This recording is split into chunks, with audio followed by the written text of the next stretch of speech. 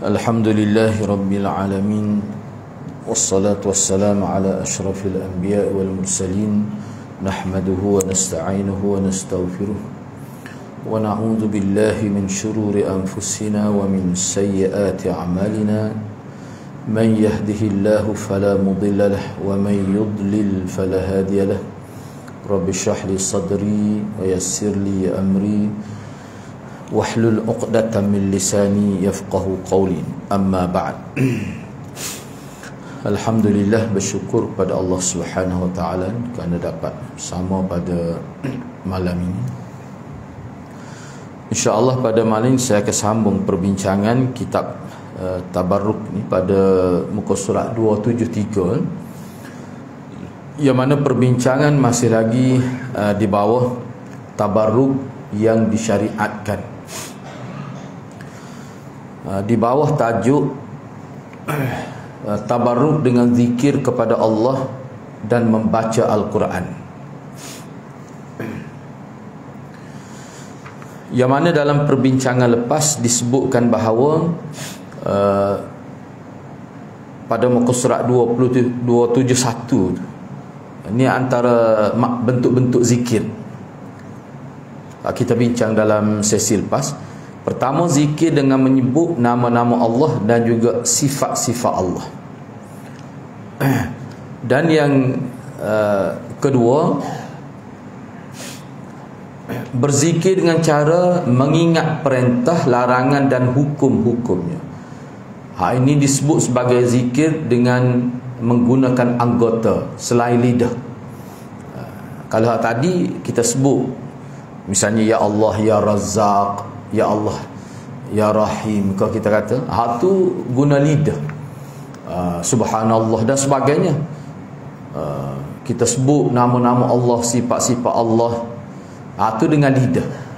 Yang kedua, zikir juga tetapi dengan buat kebaikan, dengan turut segala perintah dan jauhi larangan Allah, dan sebagainya lah. Jadi ringkasnya, zikir, bentuk zikir yang kedua ni dalam bentuk perbuatan-perbuatan ma'ruf, itu juga disebut sebagai zikir, tetapi bukan dengan secara bahasa, tetapi dalam bentuk anggota perbuatan dengan menggunakan anggota-anggota zahir. Baik, jadi sambungan pada malam ini, Ibnul Qayyim berkata, di antara bentuk zikir kepada Allah, di sini dia senara kelima, cuma dia susun tu, dia buat dalam bentuk ayat. Kalau dia susun 1, 2, 3 tu lebih kita nampak lagi, kena letak nombor lah. Jadi Ibnul Qayyim kata, berdasarkan pada perbincangan, kata beliau, zikir ni kita boleh sebut, kategorikan sebagai 5 lah. Pertama sekali, dan juga orang lain, supaya kita hargai nikmat-nikmat Allah.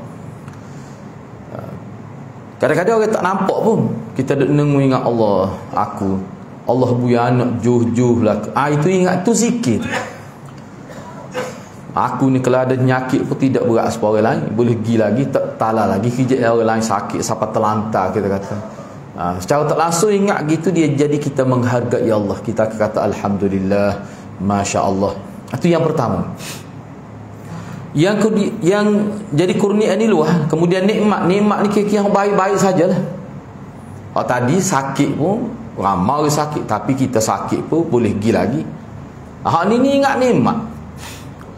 Nikmat ilmu, nikmat kesihatan, nikmat kita kata harta dan sebagainya.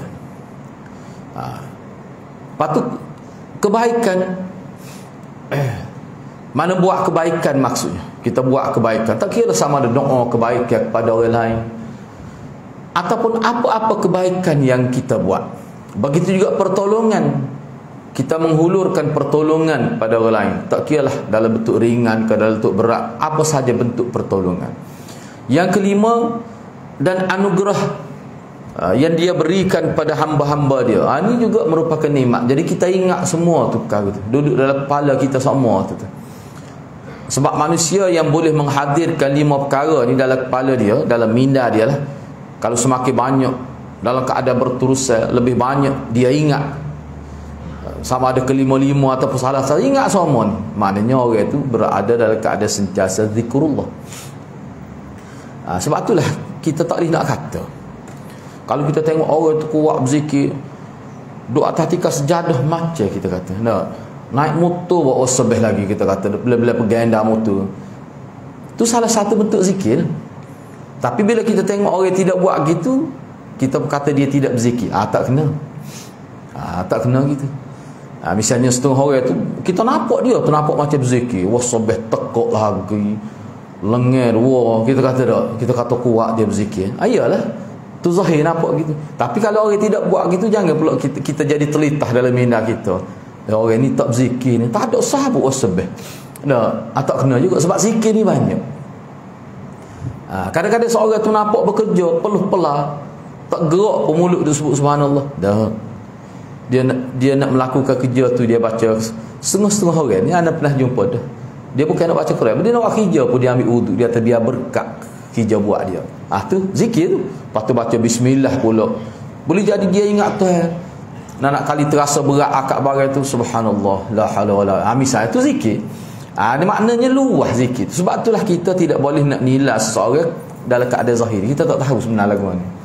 Sebab tu penilaian yang sebenar keadaan manusia ni secara muktamad adalah di hari akhirat. Di hari akhirat. Jadi kesimpulannya, zikir kepada Allah. Jadi hak Ibnu Qayyim sebut ni, dia kata 5 bentuk dia kata. Ni pembahagian yang dibuat oleh Ibnu Qayyim. Mana setengah ulama buat dalam bentuk lain pula, itu pemahaman ulama. Tapi bagi anaknya, kalau kita nak ambil setengah pembagian ulama, kalau kita tidak ambil yang Ibnu Qayyim pun, hak lebih mudah lagi kita faham.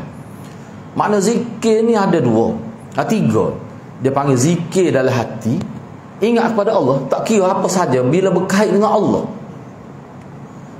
Biarlah anda nak buat contoh almarhum Tok Gunsar kata, contoh ni agak lugar lah sikit tapi dia sebut masa dia kata setengah orang tu bila dia tengok, dia pergi atas batas, dia tengok najis orang bersama molek, dia kata segar molek dia ni, dia pun ingat tu dia ni Allah nak berak payah. Ingat, jadi ingat tu. Lepas tu jadi mari mikirlah, dulu masa sihat dulu tidak cana belah mana pada. Jadi kadang-kadang setengah tu dia tengok benda-benda gitu pun, kadang-kadang Allah nak uji baik kepada seorang, jadi ingat tu boleh jadi berlaku tu. Dia beri contoh gitu. Sebab benda ni ada berlaku masa dia pondok dulu lah, cerita dia sebut. Pernah dia sebut masa kuliah di masjid ni. Nak ayatnya gapo-gapo ni yang berlaku. Sebab itulah dalam istilah Syekh Waliullah Ad-Dihlawi, dia kata rahmat Allah, nikmat Allah kepada manusia ni kita bagi pada 2. Ni pembahagian lain pula. Dia panggil lutf am dan lutf khas, dia panggil. Lutf am ni maknanya rahmat Allah secara umum. Misalnya kita kata kita pergi hospital tengok orang sakit. Jadi kalau lutf khas, rahmat Allah secara khusus ni nampaknya tidak jelas dari situ, sebab kau itu sakit, nak minum air pun tak boleh, semua kena guna tiup, kita kata masuk dalam tubuh dia. Makna rahmat untuk khusus untuk peribadi dia seolah-olah tak nampak di situ sebab dia sakit. Tapi lutf am, rahmat umum ada. Mana doktor pun jadi, kalau kes-kes baru doktor pun jadi ada pengalaman sebab COVID dulu. Sebanyak mana rekod-rekod doktor tu dibuat analisa selepas daripada COVID, gini. Boleh ilmu berkembang pula, ilmu kedoktoran. Jadi orang lain yang kita tengok dia sakit tu ingat Tuhan pula, tu dia panggil lutf am. Dengan sebab seorang itu sakit, berkembang ilmu khas tu tak ada. Kalau kita sihat tu lutf khas lah, mana rahmat secara khusus untuk kita. Ada juga yang bagi. Jadi semua itu merupakan zikrullah belaka. Tetapi kalau kita tengok dari sudut lain, orang sakit, Nabi kata kalau dia sabar, lepas tu dia tetap menjalankan hukum Allah semaya, tak tinggal sakit pun, hak tu Pahala lain pula, besar lagi pahala. Sakit pun tak tinggal mai, besar pahala. Orang ni nak sakit tak mai dah. Tak sakit lagi. Dia tahu nak sakit. Itu luar biasa juga tu. Jadi pembahagian ni berbeza-beza. Kalau Ibnul Qayyim dia kata 5 ni kena ingat lah. Supaya kita sentiasa dalam keadaan zikrullah. Hak lebih mudah lagi. Hak lebih mudah, lebih simple. Orang kampung pun boleh faham. Nak buat gapo-gapo baca bismillah. Orang kampung tak ingat gapo satu, tak ingat doa, masuk bilik air pun tak ingat. Katakanlah dah nak tu masuk masjid, puak kita setengah tak ingat nak masuk masjid baca gapo, nak keluar masjid tak ingat. Tahu-tahu tengok tak ada tulis. Dulu ada tulis di ni no. Misalnya baca bismillah ya. Bismillahirrahmanirrahim. Boleh pahala betul lagi. Itu maknanya zikrullah. Mudah agama ni, mudah. Baik. Kesimpulannya, jadi setengah ulama bahagi seperti tadi lah. Maknanya zikir dengan 3. Zikir dengan hati. Hati ingat. Lepas tu lidah. Kerana lidah ni dengar di telinga dia ya lah. Setengah orang tu kan. Setengah orang tu kalau setengah ulama tu bila pergi Kedah, kalau kita baca dalam buku dia istighfar daripada mula-mula sampai Kedah sampai Kelik. Apa? Sebab Kedah ni banyak sangat sesuatu yang boleh mengganggu fokus kepada Allah. Maksiat pun banyak. Jadi dia nak jaga diri dia tanpa dia menyalahkan orang. Sentiasa dia beristighfar, astagfirullah, astagfirullah. Itu zikir secara lisan. Dan kebanyakan ulama kata kalau lidah kita sebut, hati kita juga turut sebut, lebih besar lagi pahala. Maknanya kedudukan lidah dengan hati selaras. Asal lagi dia buat benda baik, tolong orang, berjalan nak pergi tempat kerja, tu makruf lah kau tu, berjalan nak pergi masjid. Lepas tu lidah pula sebut, hati pula ingat, berlaku 3-3, pahala lebih besar lagi. Itu macam-macam ulama sebut dalam kitab. Hak naknya ke dia? Makna kalau boleh kita arah ke seluruh anggota kita, termasuk hati, termasuk mulut. Sebab tu Imam Syafi'i rahimahullah dalam proses nak mendidik masyarakat, inilah saya sebut tadi. Bagaimana Imam Syafi'i ini dia nak ajar kita kalau boleh bila kita buat sekau, biar dia menyentuh ketiga-tiga perbuatan. Perbuatan hati, perbuatan lidah, perbuatan anggota zahir. Dia kata kalau saya nak baca Quran, walaupun saya ingat dalam kepala Quran, tak tengok tak apa, tapi dia tetap juga pegang masah. Supaya apa? Supaya mata dia tengok, mulut dia boleh baca, minda dia daripada baca berdasarkan ingat dan semata-mata. Maknanya Imam Syafi'i dia pakar tadi. Maknanya bila kita nak buat kebaikan, biar selaras perbuatan anggota zahir, lidah boleh merangkumi ketiga-tiga tu, maka seseorang itu dapat pahala lebih banyak walaupun buat satu perkara.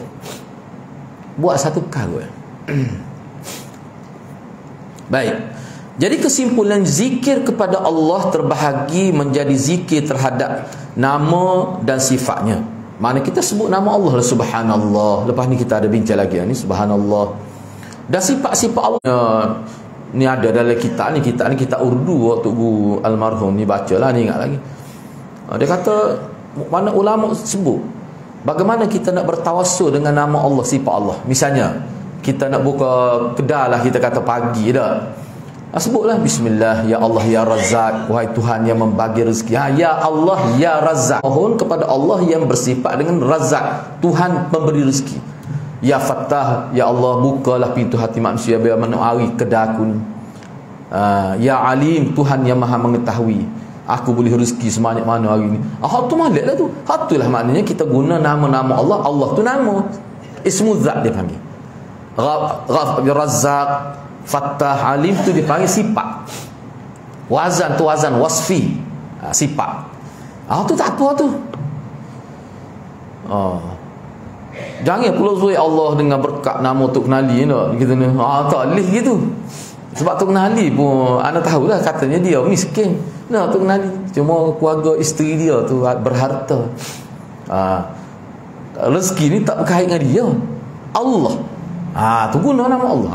Tu yang dimaksudkan di sini. Jadi maknanya kalau kita sebut sifat-sifat Allah sesuai dengan perbuatan yang kita nak buat. Misalnya bila kita tengok orang itu comel, ya Allah, kita ya Allah ya Musawwir, wahai Tuhan yang membentuk rupa manusia. Maknanya kita sebut gitu. Tuhan ni muka dia jadi comel, bukan mak dia. Bukan mak dia. Kita ni jadi muka tak comel lah, kita kata tak. Bukan uduh tak comel. Rendah sikit pada dia. Tuhan juga. Ya Allah ya Musawwir. Ya Allah ya Musawwir. Musawwir ini Tuhan yang membentuk rupa manusia. Berapa bilion manusia atas dunia. Mana banyak kita boleh raih pahala tu. Seperti inilah kita kata bila tengok berlaku sesuatu yang di luar kemampuan kita, la haula wala quwata illa billah. Tak ada daya, tak ada kuasa kecuali Allah. Sebab hujan ni hari ni banyak betul baca doa hujan macam berhenti mentah-mentah sampai rusing kadang-kadang tu tak. Kita baca ke dia? Itulah ya Allah, sayyiban nafi'ah. Kita mereka ya Allah turunkan hujan yang bermanfaat.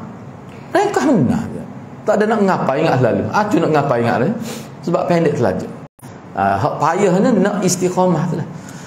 Ana sebut tu nak suruh nampak sebab Nabi sebut gitu ke sahabat. Nabi sebut ke sahabat ni hak mudah. Cuba tengok tu kan. Doa waktu pagi saja sebanyak mana. Hak panjang, hak pendek. Jadi maknanya, jadi kita nak amal mana? Kalau boleh amal semua, lagi molek ulama kata. Hari ni amal hak ni, esok amal ni. Baik katalah tak boleh. Ambil hak pendek sekali, tak apa. Asalkan daripada Nabi. Maknanya ada pilihan. Awak tak boleh baca panjang, tak ingat. Baca pendek. Baca hak Nabi. Hak maksud daripada Nabi. Hak tu tujuan. Dia kalau kita tengok doa ni dok. Hak panjang-panjang, memang dia ada hak pendek. Cuba tengok dalam tidak suruh ambil panjang. Cuma ada pilihan. Tu mudah agama ni.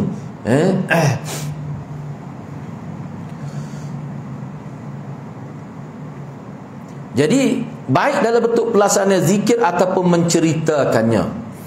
Kita cerita, mana kita sebut tentang Allah. Sebut Allah ni berlaku buat Allah Tuhan ni bui kita kata. Dia sebut dia kecek tentang Tuhan. Tu masuk zikir juga. Allah sebenarnya kita kata duduk di Malaysia ni susah-susah pun susah lagi. Umat Islam hak duduk di Palestin, hak duduk di China, kita sebut. Mana kita menceritakan tentang Allah, maka kita bersyukur. Tu zikir juga.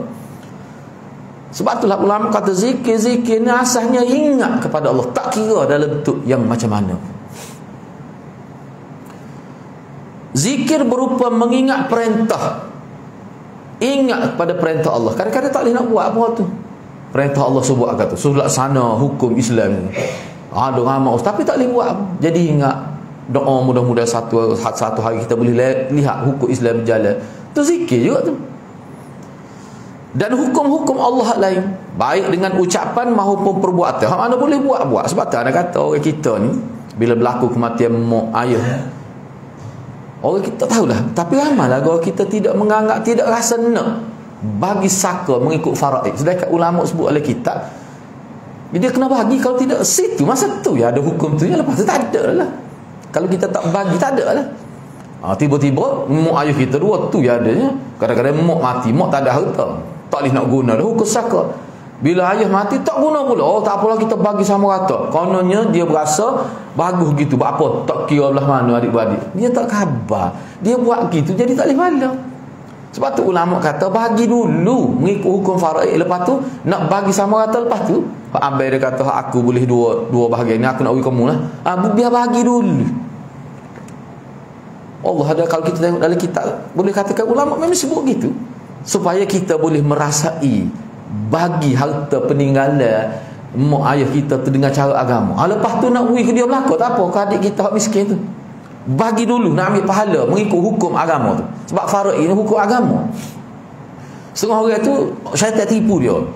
Tak apalah, jadi konon dia nampak baiklah dia buat gitu tu. Tak apalah aku tu pakai ambil kamu.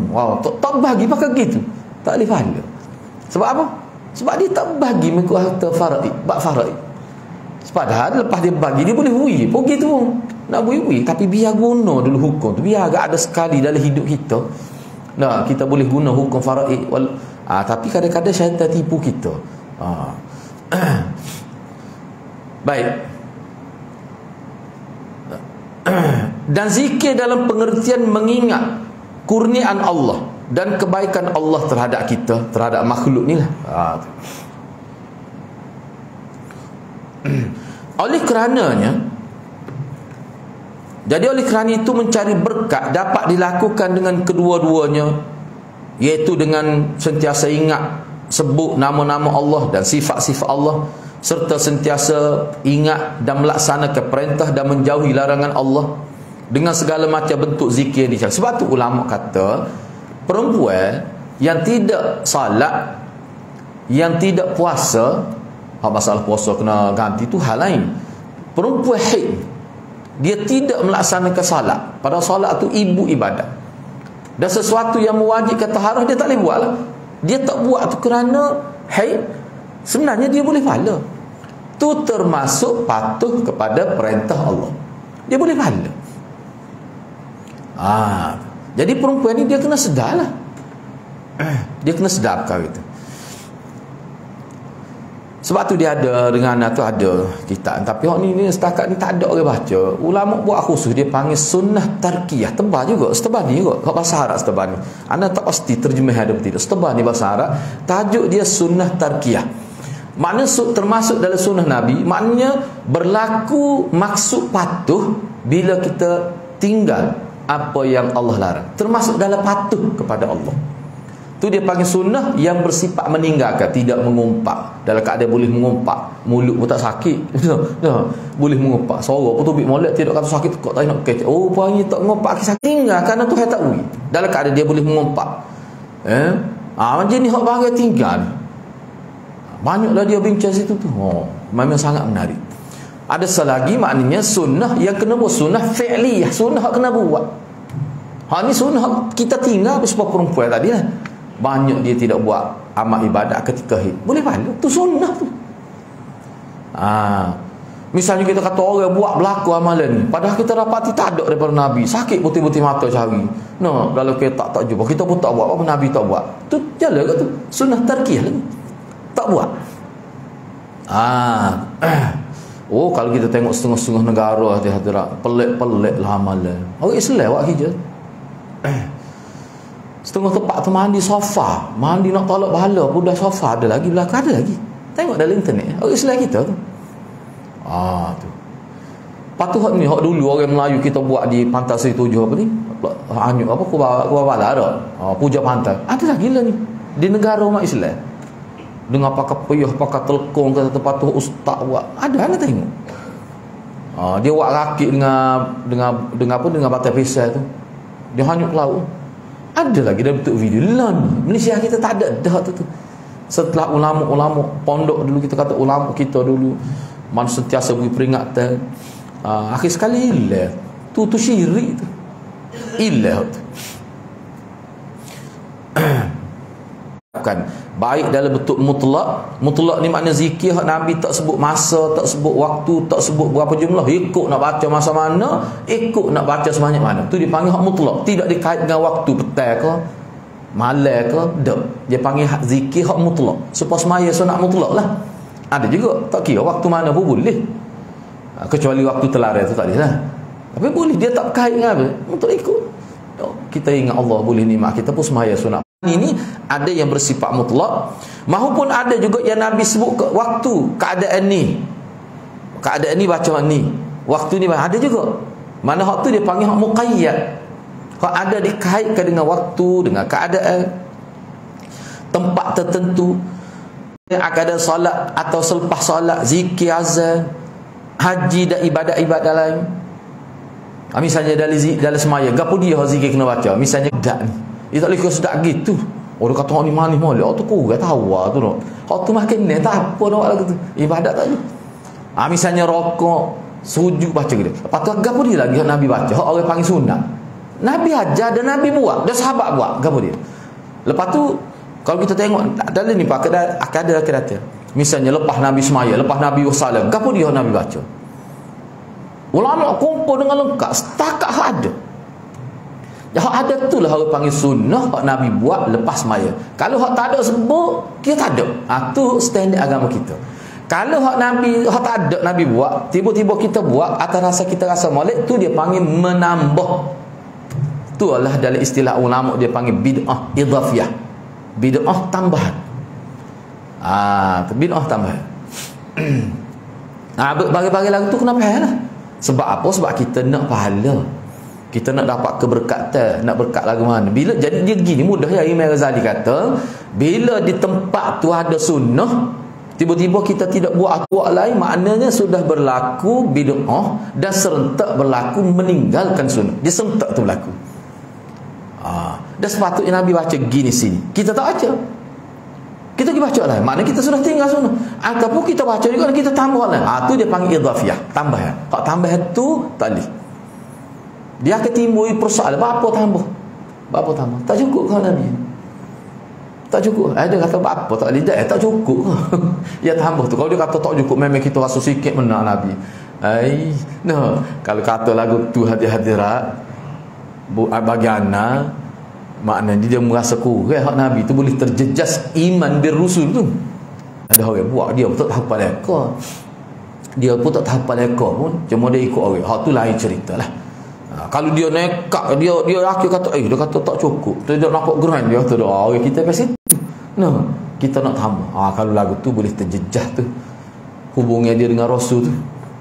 Ana rasa tidak siapa tak tu orang kita ni hukum mana pun. Sebab apa? Sebab bila kita kena istilah zikir pun Nabi yang sebut.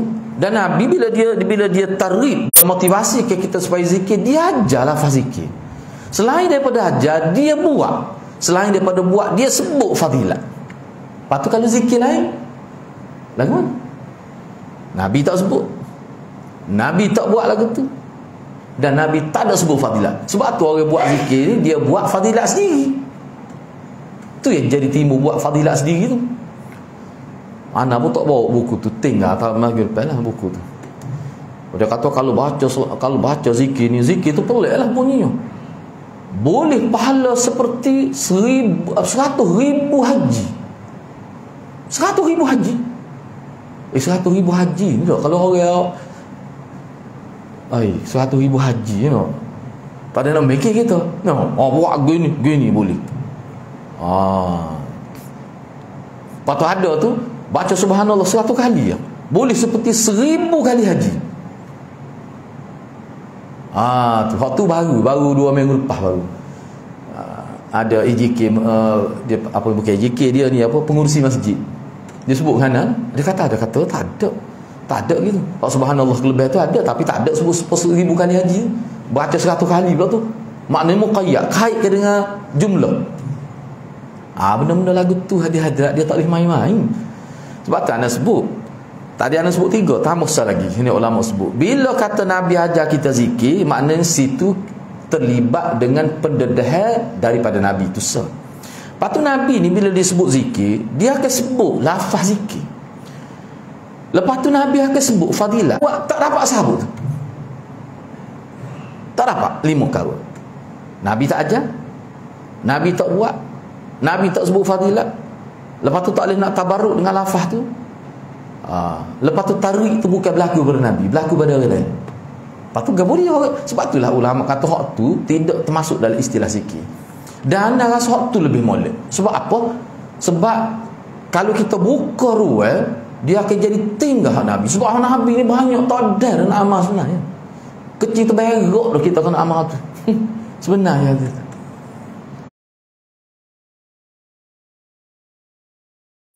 Sebab tu kalau kita baca dalam kitab ni ada. Anda nak sebut lagi selepas ni pun dia ada sebut sebenarnya. Hak isu zikir Allah tu tak. Anda tidak mau, anda tak rasa kecek. Boleh ke tak boleh? Kalau kita nak kecek Nabi buat ke tidak? Sahabat buat ke tidak? Kita kena kecek gitu. Kalau kita kecek tak boleh ke? Dia akan jadi takwil banyak perkara situ. Berlaku takwilan yang melampau. Akan jadi gitu. Jadi banyak kecek jadi. Nak banyak kecek dalam bab lain. Dalam bab ni tak sah. Misalnya Allah. Lepas tu lama bunyi hu pun ada. Tak usah tanyalah boleh kau tak boleh. Dia kata tunggu nama Tuhan. Masalah sekali Nabi buat ke tak lagi tu. Sebab Nabi ajar kita lepas ni dia buat. Banyak contoh dia buat lepas ni. Kita akan baca. InsyaAllah sempat kan. Kita baca lepas ni. Hak berkait dengan tu. Makna kalau boleh. Sebab isu dia Nabi buat ke tak? Nabi buat ke tak? Sahabat buat ke tak? Adakah satu riwayat ada orang buat tu? Itu hadiah. Anda tahu si bincang tu. Nabi.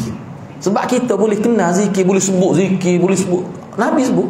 Nabi dia buat ke tak? Tu sah. Lepas tu buat ke tak? Kita tahu si cara tu. Tunggu di akhirat saya lah tu. Kalau kita bincang jadi panjang cerita, jadi 2-3 kali Debat tak usah lagi tu. Tak perlu. Kalau orang Islam yang ikhlas sungguh nak beramal dengan hak Nabi, dia akan tanya Nabi buat ke tak? Tu cara dia. Kecuali kita ni ada maksud lain. Kita nak promosikan satu bentuk yang amalan yang lain, dia akan banyak tahu. Nak suruh jadi boleh. Tak usah tanya hanya boleh ke ustaz, tak harus kau berdosa, tak usah tanya, anda tak tahu tu. Cuma kalau yang tak nak beramal hak Nabi, anda boleh follow ayat. Gitu ya, mudah aja agama kita. Kalau tidak hadirat, masing-masing tarikat ada cara zikir dia sendiri. Siapa kalau dalam kitab ni zikir ni jadi lagu tu.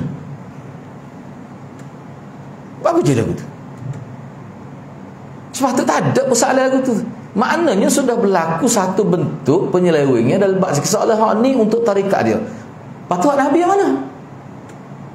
Sebab tu bagi anak, kalau ada orang memperkenalkan itu dalam masyarakat, sebenarnya dia nak memperkenalkan satu trend, satu jenama tarikat, bukan nak ajar cara Rasulullah. Bagi anak lah, kalau orang kita ni ngaji maulid, dia tak payah bincang hukum sesat apa, serah ke mufti. Kadang ada mufti pun mutaitik tu ya. Kadang-kadang tak apalah, muka dia mufti, dia mutaitik pun dia mutah-mutah ya, pasti dia mikir muka dia boleh baca kitab. Tapi kalau kita ni untuk orang awam nak suruh selamat, asal dia mudah ya. Nabi buat ke tidak? Serupa tu Nabi buat. Bila tak serupa talak, tanpa kita menyesatkan, tanpa kita buat hukum. Lepas tu lagu mana buat lagu tu? Tak tahu. Sebut begitu mudah. Asal kejap banyak. Fokus pada melayu dalam hidup. Tu hadirat orang Islam benar. Kalau tidak, jadi pening. Lepas tu, saya yakin tu Ustaz buat. Dia kata mana? Itu disesatkan oleh iblis. Nabi tak buat gini. Apa buat lagu ni? Tak suruh. Lepas tu dia buat betul-betul. Dia salah tak tahu. Tapi yang pasti Nabi tak buat gini. Hal tu je lah. Lepas tu kalau dia nak mempertahan juga, minta dalil. Mari dalil. Ada ke tak Nabi buat? Hadirat barang ni, hadirat biarlah nak sebut dah. Dia nak sebut contoh mudah ni. Kalau kita sebut contoh lain, payah faham. Cukup anak dia panggil tahnik budak dah, budak kecil kan. Setengah-setengah tempat tu tak ada pun. Gosok kepala. Kadang-kadang selawat saja bang, kita tak ada gosok apa setengah. Tu tepat tu siapa dia bukan sekadar gosok, dia dengar siap bunga rampak. Lepas tu dia setiap tanya lagi tu email jadi tekong dia tu. Dia siap tanya lagi budak, dia siap ayat budak tu, dia kata mek, dia panggil budak tina ni, budak mata tak buka lagi. Dia kata mek, kalau jumpa pocik kedak tegur dia kata ke budak tu, kita sakit kepala ngak ni. Budak tu mak dia pun dia tak kenal lagi. Orang lain bangunlah kau, perlu hujat. Sebab kita tengah mikir, sebab apa buat gini? Sedangkan tahnik tu ada dalam hadis. Tahnik ada. Beberapa hadis, bukan sah. Tak ada Nabi buat gitu. Benda contoh benda. Jadi, patut sesak ke? Tak tahu. Anda tak saya kata. Tapi apa yang buat tu tak serupa dengan Nabi? Tu satu persen. Sedangkan asal amalan tu ada. Masuk akikahnya, orang kita panggil belah mulut. Ada Nabi buat, bukan sehadis. Tapi apa tak? Itu contoh. Bagi-bagi lagu ni bila kita ngaji tak serupa, kita jangan buat. Lepas tu nak hukum, jangan hukum. Jangan kata sesak, kapi. No, kapi. No. Tak ada kata kapi batu sesak. No. Tak usah kata bagi anda. Sebab apa? Sebab bagi anda benda tu tidaklah siapa jadi sesak. Anda pun tidak anggap gitu. Tapi isu dia apa tak serupa dengan Nabi. Akikah kita kena perkataan akikah pun Nabi ya. Kita kena perkataan belah mulut tahnik dalam bahasa Arab. Hadis guna Nabi guna tahnik. Nabi juga. Tiba-tiba kita buat tak serupa dengan Nabi. Sedangkan hak Nabi buat tu daripada Allah. Itu isu dia hak paling besar. Bukan isu sesak ke benda. Tu. Jadi kalau kita buat tak serupa dengan Nabi, maknanya kita telah, mana syaitan telah berjaya. Iblis telah berjaya. Mana kita kena tipu. Lepas tu kita boleh pahala ke tidak? Itu satu isu besar pula. Tu berat tu. Sebab tu anak kata barang-barang lagu ni kita suruh pada orang alim untuk menentukan hukumnya. Cuma kitanya kata ni tak serupa dengan Nabi. Anak sebut tu apa? Ada latar belakang dia. Sebab anak tengok dari YouTube, ada seorang pengkuliah tu lah. Dia ni terkenal juga. Dia kata ramai juga orang guna istilah Nabi buat ke tak? Nabi tak buat gini. Dia kata Nabi buat, Nabi tak buat. Itu bukan hukum, tak termasuk dalam hukum 5. Kata parok. Jadi kalau Nabi tak buat, hukum dia ke dia? Itu bukan hukum. Nabi tak buat, itu bukan hukum. Bahkan dia kata bid'ah pun bukan hukum. Jadi penipu orang tu. Sebab tu anak kata, baik, anak nak ajar, nak jangan ajak kau orang pupuk kita ada sini. Kalau sesuatu kita tengok orang buat, hak jelas Nabi buat, tiba-tiba ada orang buat tak serupa dengan Nabi, kita kena kata gini, tak serupa dengan Nabi. Cukup. Dia kata lepas tu tak boleh kau? Tak tahu. Sekata dia. Sebab kalau orang ahli sunnah semua tak serupa dengan Nabi ni sangat berat. Istilah tak serupa dengan Nabi, ahli sunnah yang subut sunnah dalam diri dia, istilah tu sangat berat. Sayyidina Umar pergi tangan lalu, apa buat tak serupa Nabi? Tak payah hukum dosa, dia tak payah hukum halal haram makruh, dia tak payah apa tak serupa. Dia pergi lalu, pergi sini, mari dia pergi, mari dia pergi tempat tak ada orang, apa buat gini.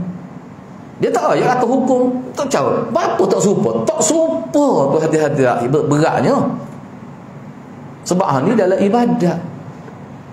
Benar-benar lagu tu hadirat. Jadi untuk kita orang awam, kalau kita pergi situ, kita payah buat sesuatu, kita akan selamat insya-Allah. Sebab tu bagi anak, kita tak sedut gaduh nak hukum orang. Cukup kita jaga kita dan kita sebut Nabi tak buat nak kawan ngaji tak buat. Sebab anak pernah tanya sahabat anak hak ngaji pas ke Mesir, "Mu duk ngaji ada ke buat lagu ni?" Adalah jawapan dia. Dia kata tok guru kita buatnya ada. Kalau adanya ada hukum dalil tu. Benda-benda gitu. Selagi tak ada lagi, belajar dulu. Misalnya kita kata ulama kita buatnya ada, kita tanya lah. Kita tanya. Nak jelas sebab kita ni ngaji, kita kan ngaji, pengajian seumur hidup kita ni. Benda-benda lagu tu. Tujuannya supaya bila kita buat satu, kita nak berkat, barakah. Kalau tak serupa dengan Nabi Hadrat, tak boleh. Dia jadi lagu lain. Baik. Jadi akhir kita akan bincang, akhir lah tidak tak siapa lagi bab dia. Apakah bila sesuatu tu Nabi tak buat, maka kita tak boleh buat? Mana kaedah tu mutlak? Boleh pakai untuk semua keadaan ke? Tak. Ni dalam bab ibadat. Kalau dalam bab lain hak tidak ibadat tak apa. Bahkan kalau dia boleh membantu sunnah, boleh pahala waktu tu. Boleh pahala. Misalnya kita menyediakan, kita kata sekolah untuk pelajar dengan ada asrama. Zaman Nabi tak ada gitu. Tetapi orang panggil benda baru hak begitu, bila kita buat dia boleh membantu pengaji, orang boleh mengaji secara khusus, berkembang lagi maksud syariat, berkembang kerana tu hak tu boleh pahala lain pula. Dia boleh gitulah aja. Akhir kita habis sikit lagi dah. Rasulullah telah mengajar kepada kita lafaz-lafaz zikir dan wirid yang disyariatkan untuk diucapkan, baik dalam bentuk mutlak, yakni yang tidak dikaitkan dengan waktu dan jumlah, maupun yang dibatasi dengan waktu dan tempat dan juga jumlah, seperti zikir yang disyariatkan dalam salat atau selepasnya. Hak ni tak boleh kita nak buat sesuka hati kita, dia kena mesti sabit daripada Nabi baru boleh buat. Zikir azan, ni azan Nabi ajar, tak boleh buat selain pada tu. Begitu juga haji, ibadat-ibadat gitu juga. Bahkan ketika bersing pun Nabi suruh kita baca ke hak tu yang kena baca, tak boleh baca lain. Lama dia bersing, astaghfirullah. Kawan tu berkata taqabbalallahu minna wa minkum. Anunginya ada. Jangan itu baik. Kata apa? Astagfirullah kan Nabi ajar. Tu bagi kalau lagu tu lepeh agama lagu tu. Apa Nabi ajar? Dia kata ada lagi yang sedap pada tu, dia kata. Orang kata kul huwallahu ahad. Ni 1/3 Quran. Dia kata baca habis. Siapa kufuan ahad lepeh gitu. Apa yang Quran tak nak baca? Logah balik tu kalau amal agama lagu tu. Jadi hilang terus rupa sunnah Nabi ajar. Tu kesal dia. Jangan main dia. Juga zikir sehari semalam yang cukup terkenal. Misalnya zikir ketika pagi dan petang, masuk malam, zikir nak tidur, zikir naik kenderaan, zikir pakai pakaian, zikir pakai pakaian yang mudah benar. Kalau kita tak ingat aku arak agak, ya Allah berkatilah pakaian. Nabi kata Allahumma bariklah, ya Allah berkatilah pakaian. Lepas tu bismillahirrahmanirrahim. Tu Nabi sebut. Enggak kita pakai baju berapa kali sehari, pecah baju berapa kali sehari. Kau tu saja banyak mana tu. Demikian juga zikir dihubungkan hal-hal yang sifatnya insidental, maknanya sesuatu yang hak lain-lain lah, hak lain-lain. Kalau bahasa Arab asal dia al-umurul 'aridah al-mukhtalifah, zikir-zikir hak lain, hak tidak berkait dengan waktu, hak tidak berkait dengan masa, hak bersifat mutlak ni. Bila siapa waktu gini aku nak baca ni, hak tu jari-jari. Misalnya ni bersalah ni zikir juga. Kan Nabi kata idza yaltaqiyan al-muslimani fayatasafahani yaghfirullahu lahu yaghfirullahu lama qabla an yatafarraqa. Kan Nabi kata bila dua orang Islam bertemu, maka dia pun salat assalamualaikum wa yatasafahan, dan dia bersalat dengan ikhlas. Allah kata, Nabi kata Allah ampunkan dosa dia sebelum dia berpisah. Allah ampun dosa-dosa kecil. Tu termasuk zikir, bersalat pada tu kita jumpa. Tu Nabi sebut. Maknanya hak tu ni lah. Mana bila jumpa tu baru ada kelebihan tu. Kalau tak ada, tak ada. Hak tu ulama kata jumpa saya sekali, jumpa di masjid sama ni, hak tu tak kira. Hak tu tak kira hak tu. Nak lari dah jumpa. Kita kadang-kadang mari tengok muka dia duduk lain tu. Kita lari duduk lain. Buat jumpa sama, tak kita jumpa sama. Dia jenis kaki buah no. Gitulah. Okey, lafaz-lafaz zikir terdapat dalam kitab-kitab sunnah. Bahkan ada sebagai ulama yang bincang khusus tentang kitab-kitab zikir. Antara hak paling masyhurnya Al-Azkar Imam Nawawi. Lah ni ada pula fiqh zikir dan doa. Asah dia daripada hak ni. Asah buku tu daripada hak zikir Imam Nawawi. Cuma dia bincang lebih detail. Sebab urut dia gini-gini, dia bincang lebih detail. Maknanya idea ulama kita, nama dia tu Dr. Abdul Razak Dr. Abdul Razak tu, Abdul Razak Badang. Dia mari idea daripada ni, tengok gapo dia hak bagi dia perlu kena ada tambahan dalam bab huraiah. Dia sebut fiqh zikir. Asasnya Imam Nawawi pencetus dia. Sebab tu ulama kata Imam Nawawi ni dalam bab azkar saja banyak mana ada pahala. Orang jadi tercetus idea nak kembangkan lagi. Hukum-hukum zikir berbeza-beza. Ada yang wajib, ada zikir wajib kena baca. Seperti zikir dalam semaya. Baca tu. Subhana rabbiyal azim, subhana rabbiyal a'la. Ada pula zikir yang misalnya tasbih ketika rukuk atau sujud dan selainnya. Ada pula zikir yang sunat. Sunnah tu mana sunat? Dan jenis inilah hak paling banyak daripada hak mula-mula. Hak zikir luas semaya ni paling banyak.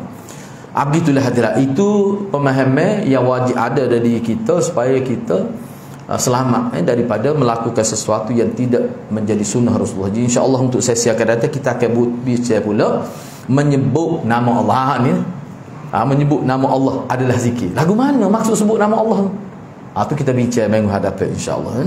Jadi mudah-mudahan Allah berkati kita semua. Aku qauli hadza wa astaghfirullahal azim li wa lakum.